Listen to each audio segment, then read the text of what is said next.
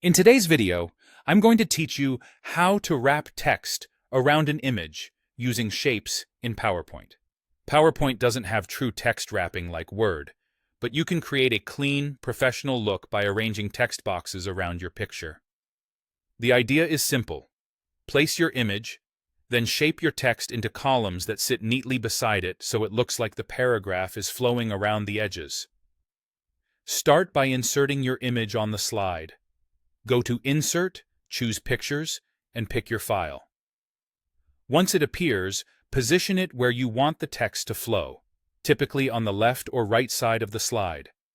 If the image is large, scale it down by dragging a corner handle while holding Shift to keep the proportions intact.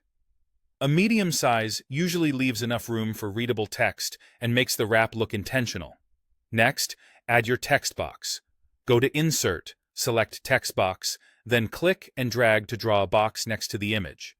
Type or paste your text directly into that box. You'll see your content form a vertical column, which is exactly what you need to simulate wrapping. Now, refine the layout so the text appears to hug the image. Use the side handles to narrow the width until the lines break where you want them to. Align the top of the text box to start at the same height as the image, and extend the bottom so the paragraph continues past the image if necessary. Move the text box closer to the picture with small drags or arrow key nudges until you get a tight, tidy edge. Leave a little space so letters don't touch the image. A small gap improves readability. If the text feels cramped, adjust line spacing or increase the internal margins of the text box so your words have a bit of breathing room. To extend the wrap, create additional text boxes on the other side of the image or directly below it, and paste the next portion of your text there. This multi-box method mimics the flow of true wrapping and gives you precise control over where each line lands. Keep font, size, and spacing consistent between boxes so the paragraph reads as one continuous thought.